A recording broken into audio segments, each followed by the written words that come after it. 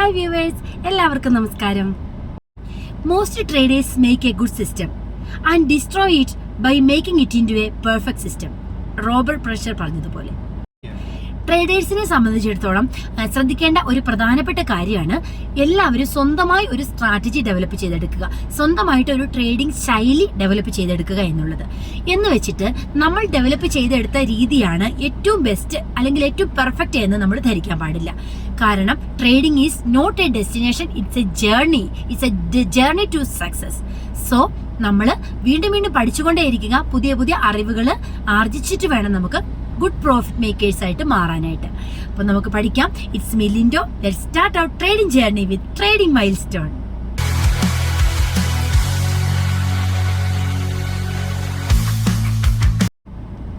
നമുക്കറിയാം, പ്രൈസ് ആക്ഷന്റെ വിവിധ വീഡിയോ സീരീസിലൂടെയാണ് നമ്മൾ കടന്നു പോയിക്കൊണ്ടിരിക്കുന്നത് അല്ലേ.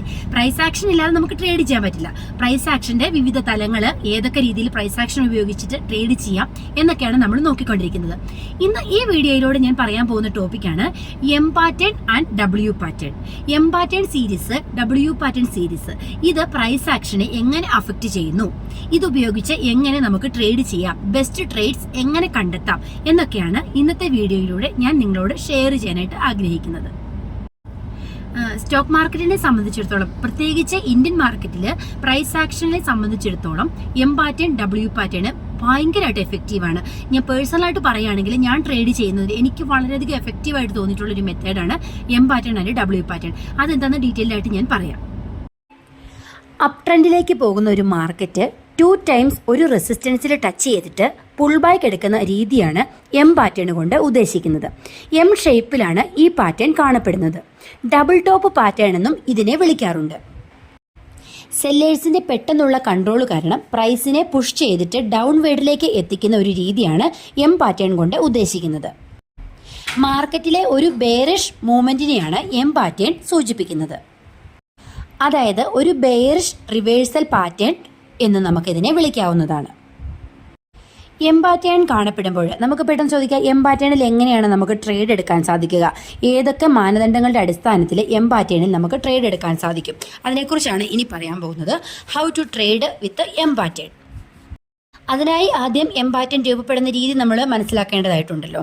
അതായത് ഇനിഷ്യൽ അപ് ട്രെൻഡ് എന്ന് വെച്ചാൽ മാർക്കറ്റ് അപ് ട്രെൻഡിലേക്ക് പോകുന്നു, അവിടെ ഒരു ഹയർ ഹൈ പോയിന്റ് നിർമ്മിക്കുന്നു.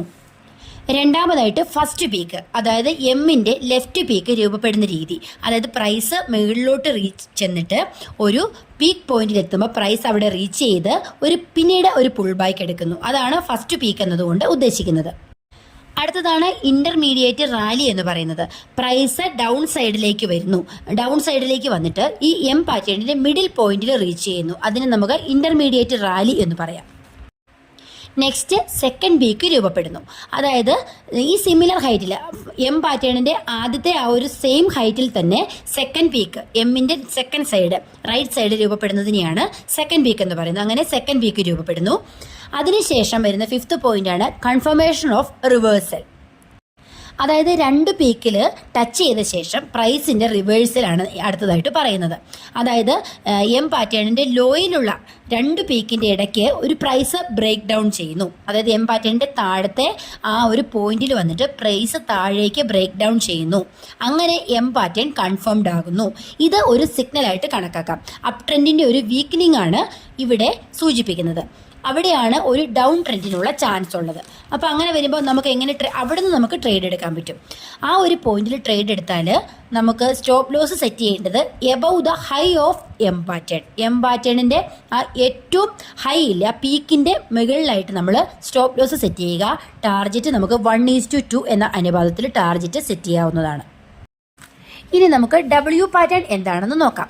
എം പാറ്റേണിൻ്റെ നേരെ ഓപ്പോസിറ്റ് ആയിട്ടുള്ള ഒരു പാറ്റേൺ ആണ് W pattern. Double bottom pattern ആണിത്. ഡബ്ല്യു ഷേപ്പിൽ ഇത് കാണപ്പെടുന്നു.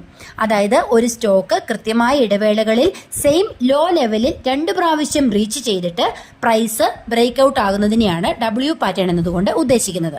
പ്രൈസ് ഈ 2 പ്രാവശ്യം റീച്ച് ചെയ്യുന്ന ആ ഒരു ലെവലിനെ നമുക്ക് ഒരു സപ്പോർട്ട് സോണായിട്ട് കണക്കാക്കാം. അതായത് sellers failed to continue the down trend on 2 attempt. 2 പ്രാവശ്യം അവിടെ ടച്ച് ചെയ്തു, എന്നാൽ സെല്ലേഴ്സ് വീണ്ടും ഈ ഡൗൺ ട്രെൻഡ് കണ്ടിന്യൂ ചെയ്യുന്നതിൽ തോറ്റിരിക്കുന്നു എന്നാണ് ഇവിടെ മനസ്സിലാക്കേണ്ടത്. അപ്പം ഇതാണ് ഈ ഡബ്ല്യു പാറ്റേൺ സൂചിപ്പിക്കുന്നത്. ബയേഴ്സിന് മാർക്കറ്റിന്റെ കൺട്രോൾ വന്നു, പ്രൈസ് അപ് ട്രെൻഡിലേക്ക് പോകാനുള്ള ഒരു സാധ്യതയുണ്ടെന്നാണ് ഡബ്ല്യു പാറ്റേൺ സൂചിപ്പിക്കുന്നത്. അതുകൊണ്ട് തന്നെ ബുള്ളിഷ് റിവേഴ്സൽ പാറ്റേൺ എന്ന് ഡബ്ല്യു പാറ്റേണിനെ നമുക്ക് വിശേഷിപ്പിക്കാവുന്നതാണ്. ഡബ്ല്യു പാറ്റേണിൽ ട്രേഡ് ചെയ്യുന്നതെന്ന് പറഞ്ഞാൽ നമ്മൾ എം പാറ്റേണിൽ കണ്ട ആ ഒരു രീതിയുടെ നേരെ ഓപ്പോസിറ്റ് ആണ് ഡബ്ല്യു പാറ്റേൺ ഉപയോഗിച്ച് നമുക്ക് ട്രേഡ് ചെയ്യുന്നത്. ആദ്യം നമ്മൾ ഡബ്ല്യു പാറ്റേൺ അണ്ടർസ്റ്റാൻഡ് ചെയ്യുക. അതായത് ഒരു ഇനീഷ്യൽ ഡൗൺ ട്രെൻഡിൽ അവിടെ ക്രിയേറ്റ് ചെയ്യപ്പെടുന്നു.